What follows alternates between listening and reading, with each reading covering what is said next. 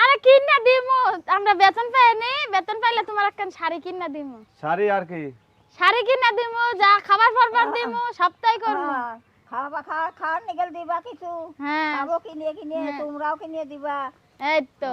ওই তো সব কিছুই করব দাদির তো কেউ নাই আমরা যদি না দেই দাদির এই অঞ্চলে ওই যে একজন খানে করে না স্যার একজন খানে 150-200 দাদি হ্যাঁ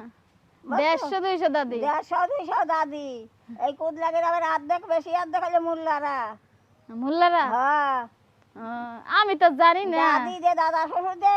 200-250-300 কাছে আমি তো চিনি না আমি তোমার একটু চিনি সব চলে গেছে সব চলে গেছে সব চলে গেছে আহনে ওই পারে আছে এক খুন্তি হনে এক খুন্তি আর হেলে এক খুন্তি এই খুন্তি এই তিন খুন্তি আছে এই 150-200 দাও দালি আমরা তো তুমি কি খুন্তি এত মানুষের মধ্যে ছেলেরা মানে আমারে যাও আমার মোল্লারা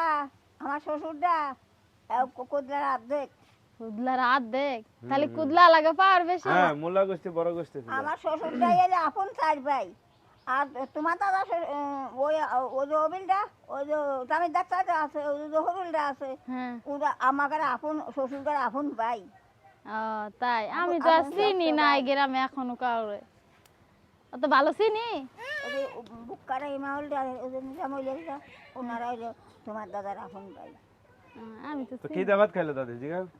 তুমি কি দেখাই লাগো ও যে কটা পোনা মাছ দিছিলাম ইয়া তাই না নিয়েছি ও কি করছো জল করছো না সসুর জল করছি মিলে কাছে মিল মাংস কতদিন পুল্লা আছে তার কাছে একটু পুল্লা আনে মেয়া একটু কুমড়ো দিছিল তাই এবার ওরা ফ্রিজে থুয়ে দিয়েছিলাম বউ বাড়ি ছিল না আমারে তাই আমি তাই এখন আনলাম ও তাই